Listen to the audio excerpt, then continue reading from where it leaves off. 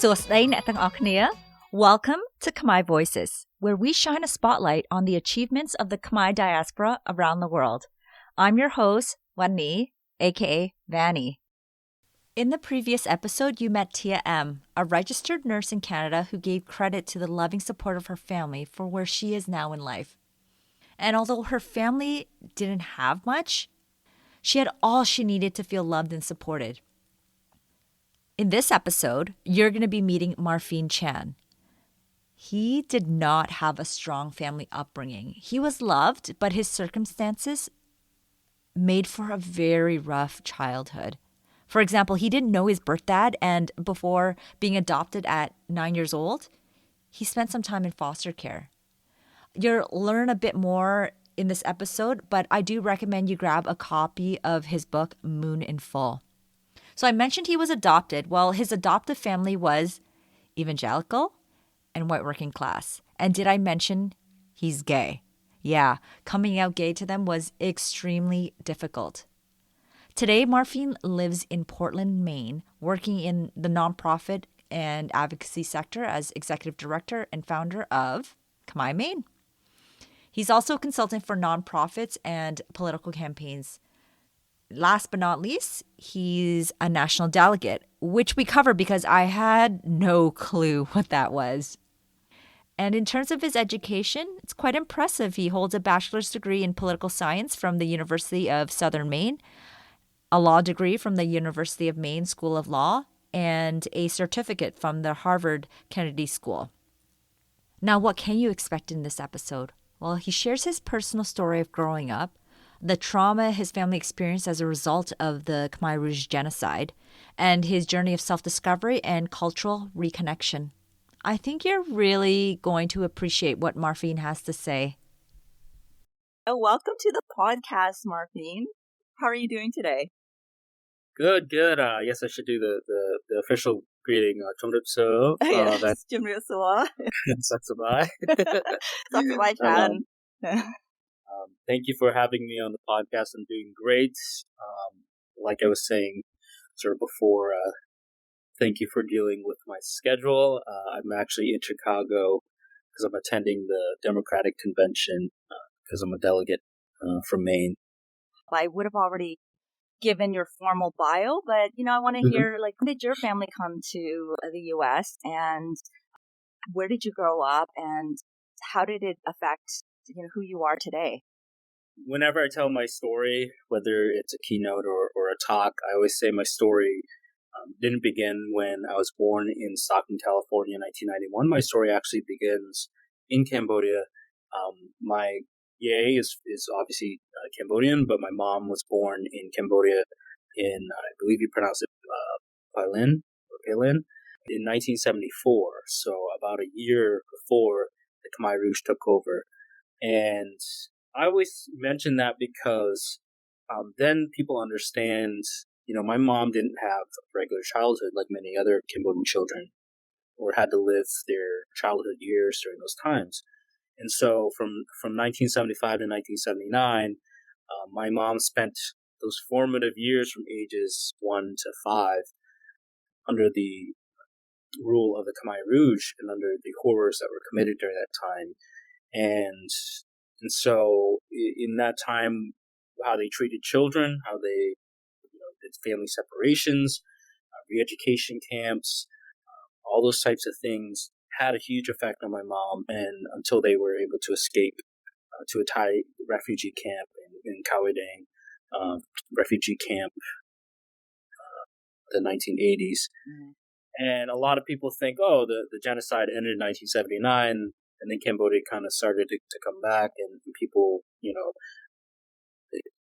everything was sort of roses and rainbows and butterflies. But my family actually spent almost 10 years in the Thai refugee camp in the 1980s until they were resettled in California in the somewhere around 1989, 1990. And of course, I was born in 1991 in California.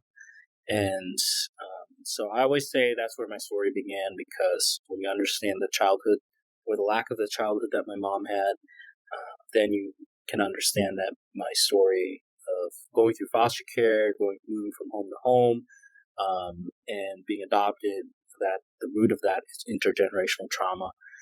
But despite it all, I think realizing that it really takes a village, not only in an American sense, but in the Cambodian sense. I think Cambodians have a better idea of what it means to be a village, but to make it out of high school from a white rural community, coming out as gay to my Christian religious family, which was hard. But coming out was what really got me to understand that there were other parts missing in terms of my identity, which also means my cultural identity. So I reconnected with my biological family when I was about to turn 21, flew back to California and reunited with my grandmother and my mom. And since then have been working to reconnect with my cultural heritage, my Khmer heritage, and also starting an organization to help other Khmer youth understand that they as Kamala Harris would say, they didn't just fall out of a coconut tree. So I think a lot of Cambodians will understand that saying as well.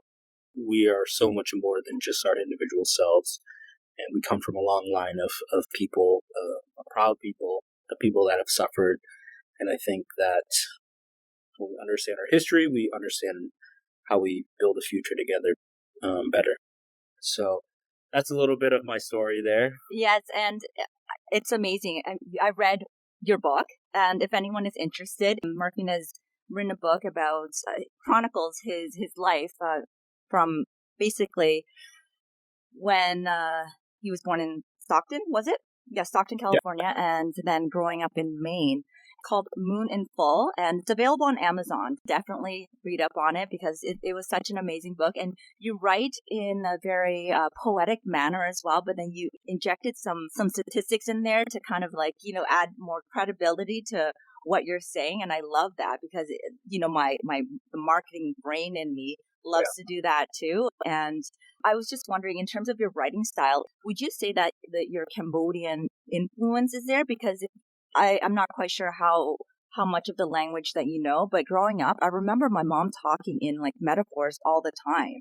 And it was always so dramatic sounding, Is that just how you are? You're just, you're into writing and into poetry. Definitely into writing, reading, poetry, the arts, pretty all over the place in terms of my interests. But I think, your upbringing does have an impact.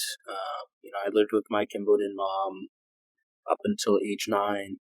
And there's a part in the book where I talk about language and how, I don't know the language like I used to, but it's sort of like phantom pain. So actually many Cambodian people know this because of the genocide. They have arms or fingers that they've lost, but they still feel the phantom pain. And I think that the language is still in there somewhere, because if you are raised hearing a language from birth to throughout childhood, I think that stays in you. And I think that it finds its way to come out. And so it's probably mixed in with sort of all the different poetry that I've read. I don't read a lot of poetry, but I do read specific poetry. Read a lot of science fiction growing up, big science fiction fan, and a lot of sort of inspirational types of books. But my adoptive family was also religious, so religious text always tends to have a lot of metaphors, parables, allegories, and sort of big picture thinking and flowery language. And in college I studied political science, so I got a degree in political science, and then I went to law school, and I've worked on some master's degrees as well. So all the technical language tends to come from that education background. But in law school, I knew that my writing would be impacted, so that's when I really forced myself to try to write poetry. I don't really call myself a poet because I have a very high standard in my head about what makes a poet, and so, but I try to change up my writing every now and then. Yeah, I definitely see it in your book there. You mentioned inspiration, so I just wanted to read a little bit from your prologue here, because I don't want to tell your whole story. I want people to actually go and get your book and read it, because it was an amazing read. I read it within like 2-3 days. In the prologue, you mentioned that you were just elected. You won. So I had just tweeted and posted about winning the first at-large seat to the Portland Charter Commission after finally getting the election results from the city's clerk's office. Then later on, you wrote, I was filled with gratitude for the village of people throughout the years who have helped me, loved me, and encouraged me to shoot for the moon, to dream big, to do hard things. So this podcast, I want to focus on, how you came to be, despite all the challenges that you experienced in your life. Could you expand more on that? Who inspired you growing up? Yeah, I didn't have much by way of, so in the adoptive family that I grew up with, loving in their way, as Khmer people know, grandparents and parents love their children, but they might have a different parenting style than what others might deem acceptable. So we didn't have not a lot of films, books, or TVs that we could read that were accepted by our house. So, so I read a lot of fantasy books, C.S. Lewis, Lord of the Rings, because those two authors, although they're great in the science fiction and fantasy, they were okay to read because they were Christian. Although they were early 1900s, late 1800s English writers, and Brian Jakes, who wrote the Redwall series, and so I get a lot of inspiration from fictional characters who, good writers know that a hero doesn't become a hero out of the blue, that they have to struggle, that people latch on to good characters who have a good backstory, a complex backstory, nuanced one, that it's not all sort of like, oh, they were born into a family and were spoon-fed everything and given all the gifts, and then they became an awesome person. But most of the great people in history have had troubled childhoods and harsh backgrounds. And the other books that I read were biographies. So biographies of Lincoln, of Martin Luther King Jr., biographies of various sort of different generals and whatnot. And the thing you learn about people that we see as great people in history is that the good biographies show that they were as human as the rest of us. They're not gods on a pedestal, and they had struggles just like the rest of us, but they used those their humanity and their struggles to rise above. And so I think through that, I was taught lessons of how do you turn anger, sadness, despair, and depression and anxiety into forces that help propel you to just be a better person and understand people more. Yeah, it's amazing because just reading about what you went through and what your mom went through, I was like, wow, this guy's amazing. How did he has such a calm soul. And you have this calm most of the time. Yeah, I mean, your branding definitely is on point there with the calmness. And the way that you speak, it's very, collected and calm. And it explains a lot now, where you got this nature from it. And thank you for sharing that, because I don't think you touched on, I know you touched on, reading a lot, but I didn't know how that influenced you in terms of how you are right now as a person. And I definitely see, the old soul in you, from those stories. Yeah.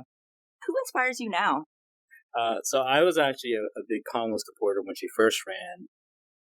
I was really taken aback, or not taken aback, but sort of, her branding, the colors she used was different than the regular red, white, and blue. And I'm a big branding person. I worked on the side during college and law school, helping political campaigns with digital marketing, and just her sense of sort of joy and self-assuredness, for a Black South Asian woman. Her smile is like huge, and her laugh is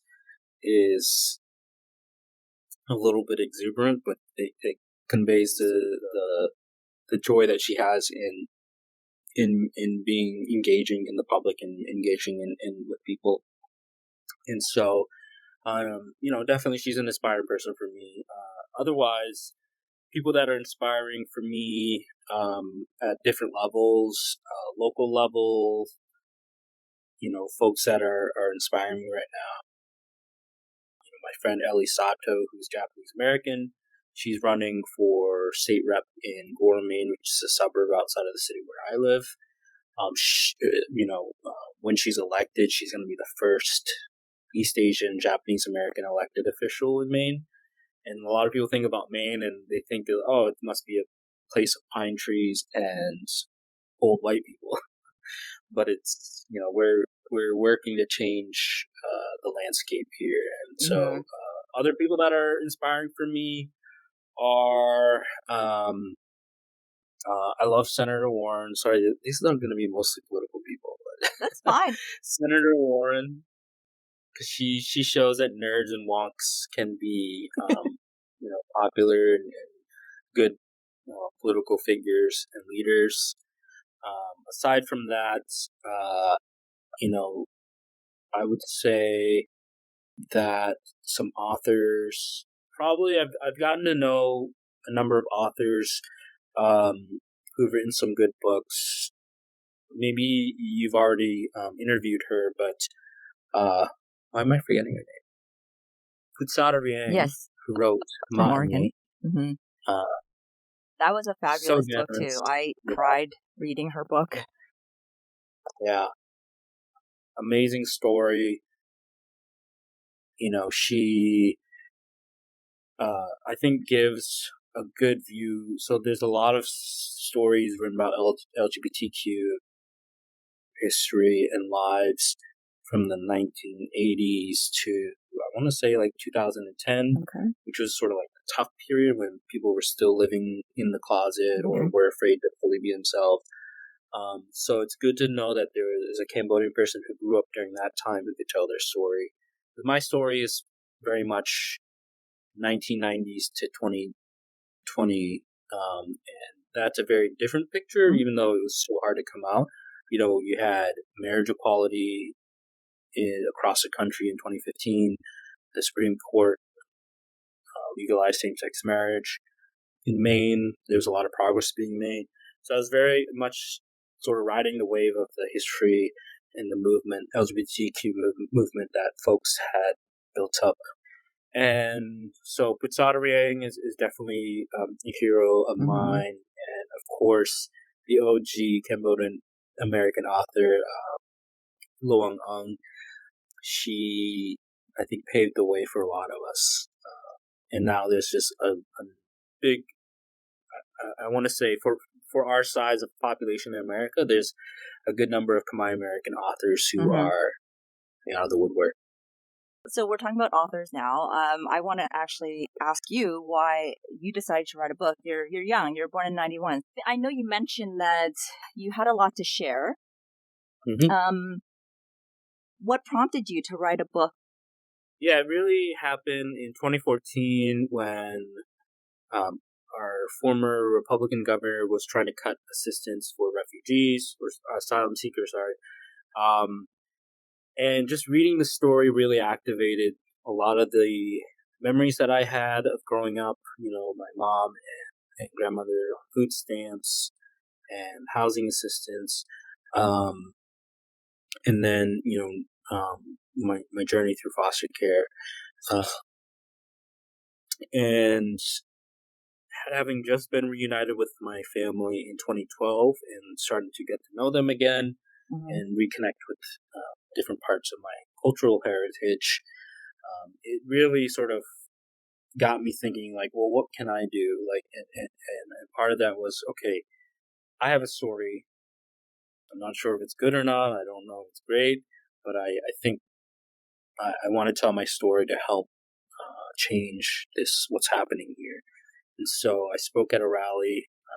It's the first time I wrote my story down from beginning to age 21. And it was about 5 minutes or 6 minutes.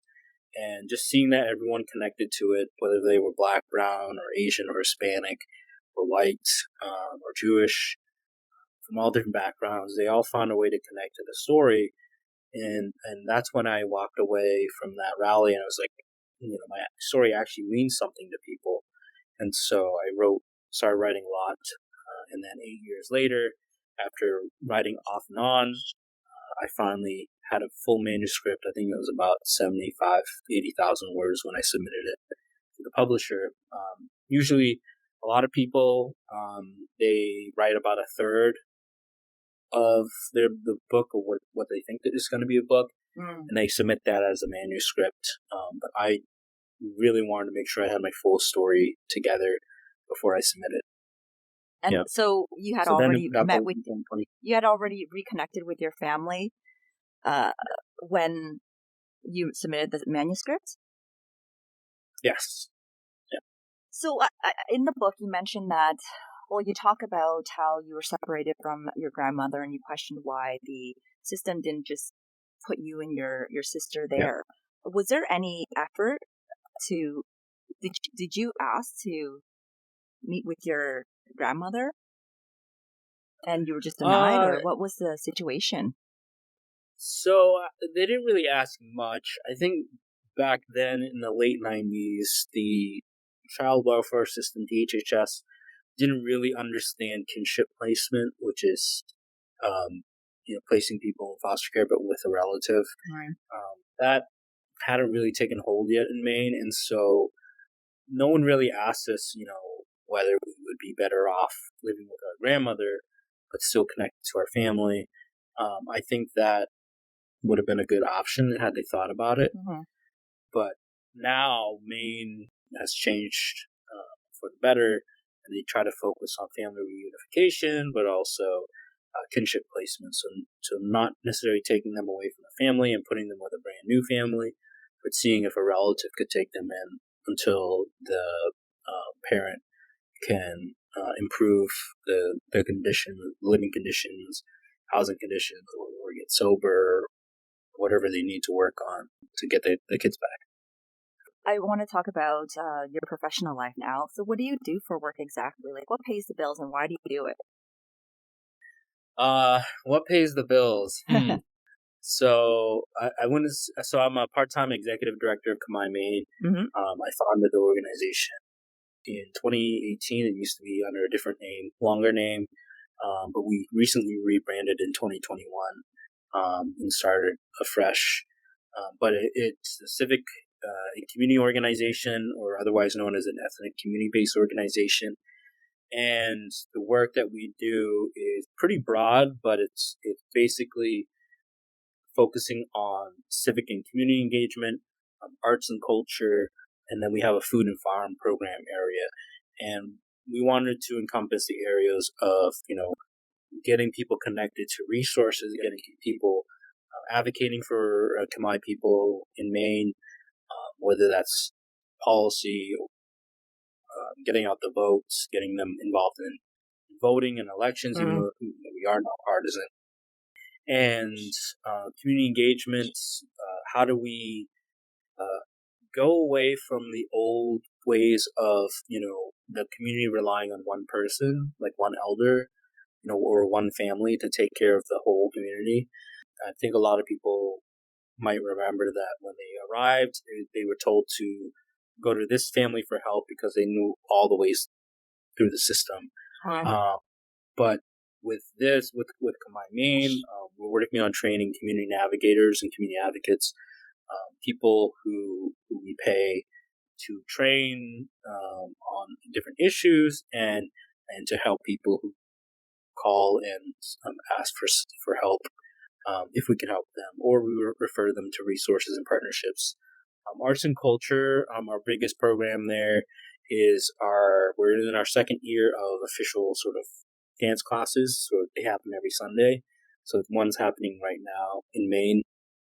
We had about 20 kids signed up in the dance courses. The Khmer dancing? Or Khmer dancing. Oh, nice. Yeah. Amazing. So Bong Sakun, she leads that dance class, and then we started Khmer New Year Festival, and last April was our second year, and we had hundreds and hundreds of people from all over southern Maine, and some from Massachusetts too that came up to celebrate. We had a little parade, we had a stage, we had public officials there, so it was pretty great. And then our food and farm, we have both an elder program where we have about 20 elders who get a small food voucher to help with buying healthy food. Mm. And then we partner with University of Maine 4-H for our youth food program, and they're introducing them to agriculture and science. So that's basically a sum of what we do. But I, believe it or not, I'm only part-time executive director. Otherwise, the other part of my time I've spent doing speaking and doing book talks. Mm-hmm. I don't make a lot of money in the book. I make a little bit of money getting booked for speaking gigs and keynotes. I gave my first out-of-state keynote in Minnesota, Rochester, Minnesota, Mm-hmm.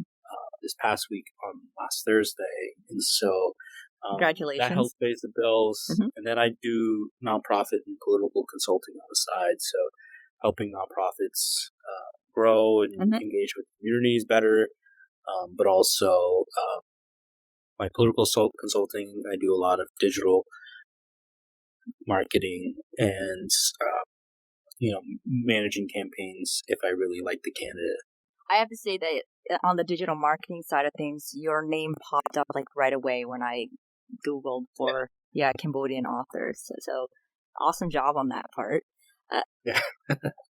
I wanted to ask you also, what is at-large charter commissioner? Yeah, so in New England and in Maine specifically, there's a concept called home rule, which is the American federal government system. There's a federal government at the national level. There's state Mm-hmm. governments. Then there are local governments like towns, cities, and counties. And home rule is the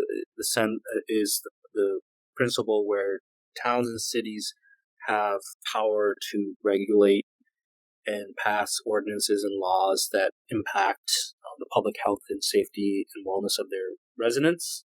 In some areas of America, it's not that way. It's either county or state governments that are in charge of legislating to protect the public health and welfare of citizens. And so towns and villages, localities are very weak in those areas, but in Maine, they're very strong. Right. So I always start with explaining that in Maine, the city of Portland has a lot of control over how it regulates different things in the city, zoning, whether you should leash your dog if you walk it, environmental regulations, all those types of things.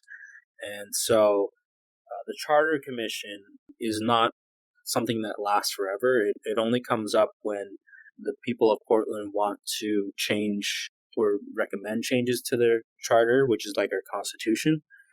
The Charter Commission, folks wanted the Charter Commission to be established in 2020 and 2021. Mm-hmm. And to do that, most of the members have to run. And so I ran at large. At large means that I don't run in a particular district. Mm-hmm. I run to represent the entire city, which is 65,000 people. And I always like to joke that I've represented more people than our state rep or our state senator, because our state rep in the state legislature only represents about 9,000 people. Mm-hmm. And then our state senator about 18,000, something like that. And so, yours is more combined of the two. Yeah, so I joke, as an at-large charter commissioner at the very local level, I represented 65,000 people. But we focus on not necessarily regulations or ordinances, like things that impact the everyday lives of people. But we look at the city charter, which is our city's constitution, which lays out the structure of our local government. So whether we should have a mayor, whether we should have a city manager, how big is our city council, how many members, how do people get elected, can people get a lot of money from corporations to run, or do they run clean elections, different things like that. So it's like really big picture type of thinking. So we got to look at our government and tweak and change different things. And so that's what I did at the Charter Commission. And I had to run a campaign and had to raise money. This was my second time running. And the first time I ran, I didn't really fundraise. So, this time around, I was like, okay, I'm going to really fundraise. And I fundraised the most out of the candidates. I think 15,000, close to $15,000. And usually like the next charter commissioner that raised the most was a district charter commissioner who raised like 10,000. Serving in that charter commission position, I was the first Cambodian elected official in Maine, and so I got a lot of good experience. I really wanted to bring people together and to get people to work together on trying to get to a place where we all knew we weren't going to get 100% of what we wanted. Life is a lot like that. We don't get 100% of what we wanted. So when we find out that different people want different things, how do we meet together and figure out what can we all agree on in the now, in the present moment, Wow. and make progress slowly, step by step. And I was really close in creating a compromise with some of my fellow ferry commissioners and helping to lead the charge in getting people to work together. But in politics, sometimes outside forces with people outside of the charter commission with big voices and big a lot of power and leverage, they get involved and they want to create the outcome that they want. And so that was a great experience for me to have, even though I wasn't successful in getting a compromise passed. I think that the lessons I learned, the big lesson I learned is that have some hope and optimism in people, but don't be so blinded by that hope and optimism that you don't see that, some people are swayed by different things, different political pressures, they have their own needs and wants. And so, don't go into it assuming that everyone wants the perfect utopian, the best thing for people, the common good, and common welfare of the residents. I had Republicans, independents, and Democrats all saying like, yeah, you did a good job trying to balance different perspectives. And I think that's the proudest thing I walked away with, was knowing that even I had people who disagree with me on 90% of the things, saying that I at least listened and tried to balance some things out. There was something else. Oh, what is a national delegate? So that's what. Oh, before you answer that question, how long is a term for a commissioner? We serve for almost 2 years, but okay. Generally, it's temporary, so it only lasts as long as we need to do the work to make to come up with the recommendations. Mm-hmm. But this charter commission was elected in June 2021, and then we submitted our recommendations to the city council in July and August of 2022. So about a year and a few months. And are you paid for that time? I'm assuming you are, but no. Oh, wow. You're doing it for the love of your community. That's amazing. What about a national delegate? Can you tell us what are your responsibilities for that? Yeah, so each party in the United States, the political party, Mm-hmm. has to, or should, so shall I say, have rules that govern how they nominate people to the ticket of running for president and vice president.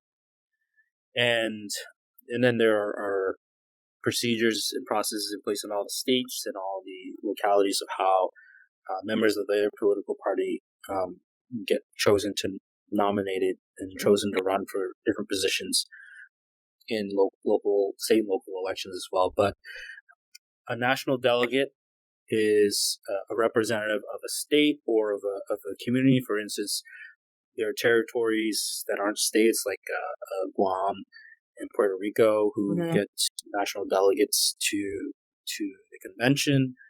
Military people overseas and abroad, they get national delegates. They go to the convention, and so national delegates go to the National Democratic Convention to officially nominate the nominee for president and vice president.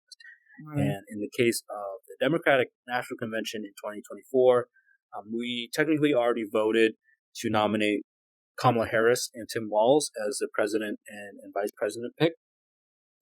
But during the convention is when they give their acceptance speech. So they still have to accept the nomination. We can't just nominate someone and then they're forced to run. They have to say, yes, okay, I want to run. And so the convention is when all the Democrats, at the Democratic Convention, all the Democrats get together from all the different states, all the different state parties, and we do trainings and workshops, and we listen to different speakers. We get energized. The goal too is so that we go home ready to get involved and help lead in our home states to get other Democrats energized to get out the vote. And Wednesday night and Thursday night is when we hear from the vice presidential nominee and the presidential nominee. So really, it's a big party, big convention for all the politicos from the different states. And this year, it's historic because Kamala Harris is Black and South Asian and a woman, and she's the first one to be the nominee for a major party of the Democratic Party. So I'm a part of history. I'm a part of this convention where we get to see a Black South Asian woman make it to the top. And you are sharing that experience on your Instagram right now, correct? I think I saw a video this morning on it. Yeah, I'm trying to think about when I have free time for the rest of the week to actually work on the videos, but I'm hoping to put some Instagram reels and some videos together because folks donated to support. All the delegates have to pay out of pocket for the convention costs, for hotel, transportation, flights, all those types of things. So I had to fundraise for it, and my way of thanking the people who donated is to sort of have them part of the experience through videos. And also, a lot of people don't have the same privilege or opportunity to go to things like this because of the cost, because they don't have, political networks, which I've spent 13 years cultivating. and so part of the videos are to bring them into the process so that they kind of see what's going on and what a Democratic Party looks like at a convention and behind the scenes. Wanted to ask you, just when you were growing up in Maine, so sorry, I'm jumping back and forth here, but I want to make sure that I actually ask all the questions that I wanted to ask. When you when you're growing up in Maine, you seem like you're very good at building community. So, you're part of the Khmer Maine community. You are, involved in politics and getting people more aware of the issues that affect people in your state. Growing up, because you were in a predominantly white town, rural town, or was it rural or suburban? It was largely rural, but sort of in between because it was a lake town, but it's starting to change a little bit. Okay. And, you didn't really have like other people of color there. Did you ever feel that you were part of that community, or did you always feel like this sense of otherness? And at this stage in your life, how are you feeling in that regard? I always felt like I had to prove myself. You know, I we went to a private Christian school, which, the word private, people think, oh, rich fancy school, but no, it was like 100 kids K through 12, like old 80s carpet, like old furniture, all those types of things. And it was a private Christian school in Maine, which, didn't have a lot of resources. And the uniform was, we had to wear blue polos and khakis. And so, like, little things like that, wearing polos and khakis, trying to look good, trying to speak the right way, basically English. I spent a lot of time, trying to prove myself, wanting to fit in some ways, to show people that, yeah, I'm brown, but I'm not that brown. I'm not that Asian.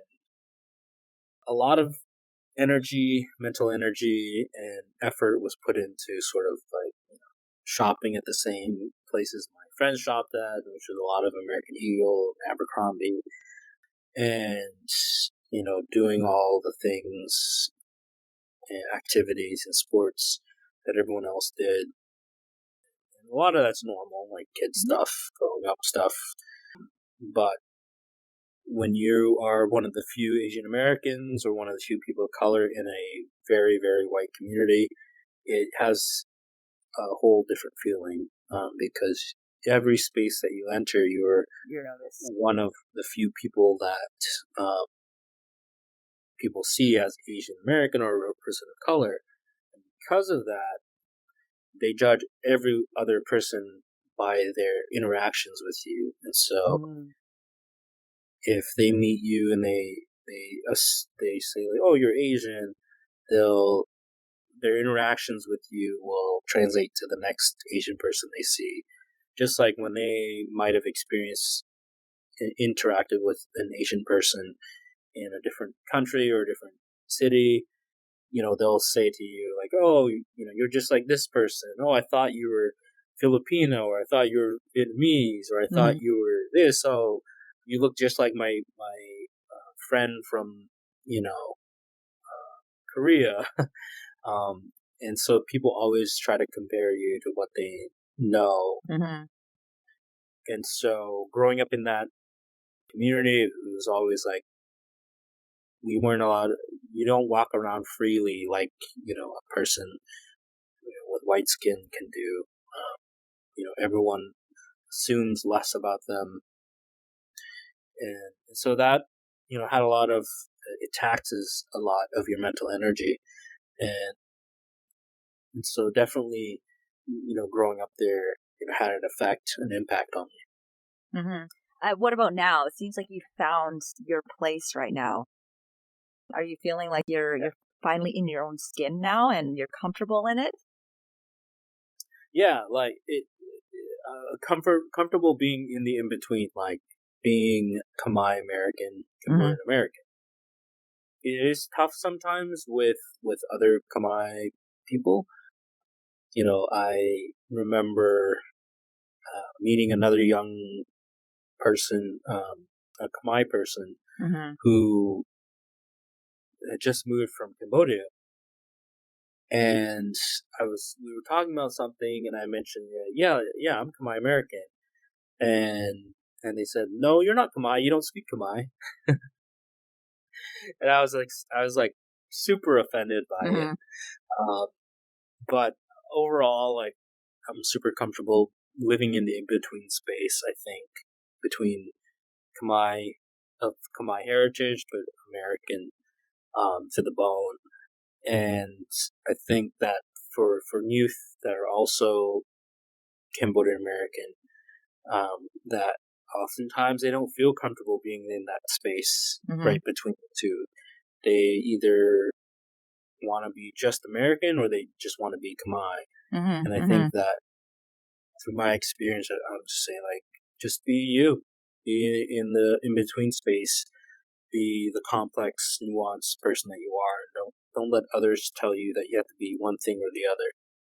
It is a hard area to navigate, and I appreciate you doing the work to change the face of what an American looks like as well.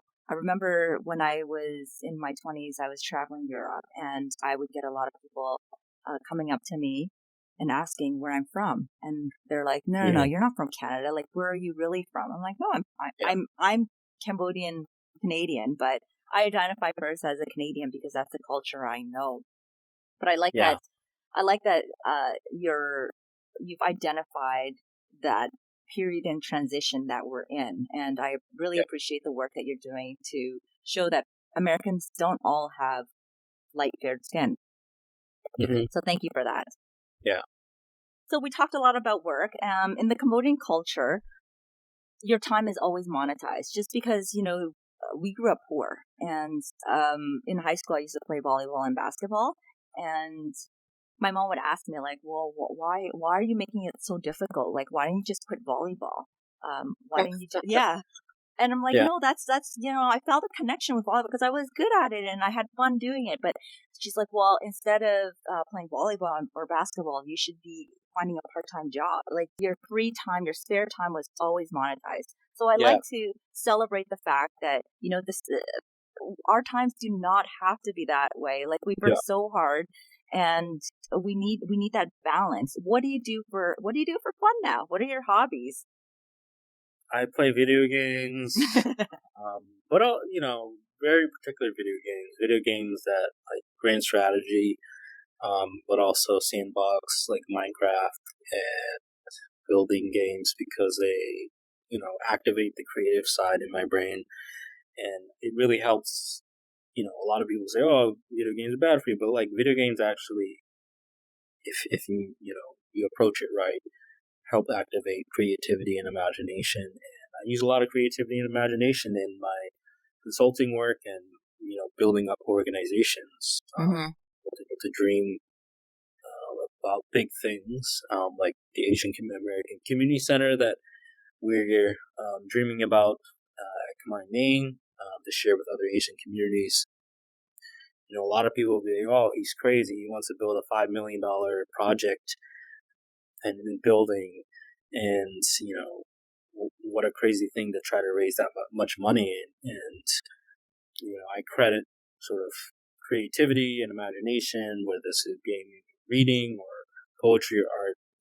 Just the ability to dream keeps life more interesting and keeps things more hopeful.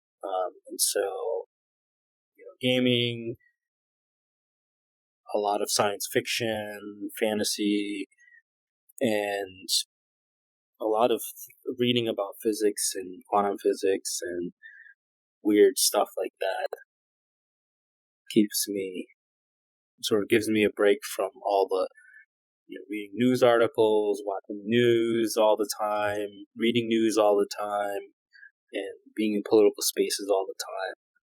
So I spend a lot of time in those areas because they're also the areas where I find solitude. Nice. Are there aspirations of pursuing a political career? Oh yeah, for sure. But I've sort of like in my 20s, I was like, oh, I got to run for something. But now that I've run for something and I've served in office, it'd be nice to run for office again. But for me, it's sort of like there's so many other things that I focus on now that I'm in my 30s, like family. I have lots of cute nieces and nephews, and my two older adoptive sisters who are white. I have nieces and nephews for them, but they probably know that my favorite nieces and nephews are the ones who look Cambodian, or my sister Saya married a husband's white, and so the kids are biracial. But Tyson and Ollie one's turning 7, the other's turning 5 in October, and my nieces Ariel, Serena, and then Theo was recently born last October, and then SJ, who lives in Florida with his mom and dad. I probably spend too much money flying to visit them, but with a family with our history, that's another important thing that I'm realizing is that we didn't have a good model of how to keep a family together when we were growing up, and so that model for us and for our kids, for my nieces and nephews, has to be built from scratch by me and my sister Tanya, my sister Say, and my brother Brandon. We're trying to do that as well, and that's important to me. So, yeah. What advice would you give to them or your younger self? I would say, care a little, but don't care too much. That you really have time as a kid to figure things out. I think with all the different transitions, all the different stressors, I sort of felt like, oh, time's short. I spend more time worrying about time than actually living time and being in time and focusing on my friendships. There's not enough time to actually be friends, and before the next thing happens, oh, I have to go back to school Monday morning. Just realizing that, don't worry so much about not having enough time and just actually live life as a kid. Wow, what a story, right? Marpheen faced so much adversity, and despite it all, he's found peace and reconnection. By embracing his creativity and his imagination, he's thriving and is active in shaping a better future for the people of Maine. Marpheen, it was great getting to know you. Listeners, I hope it was a pleasure for you as well. You can follow Marpheen on Instagram at Marpheen Chann or listen to his podcast, SoftSpoken. Check out the links in the show notes. If you're enjoying Khmer Voices, be sure to give it a good rating and share with anyone you think would enjoy it too. សូមអរគុណច្រើន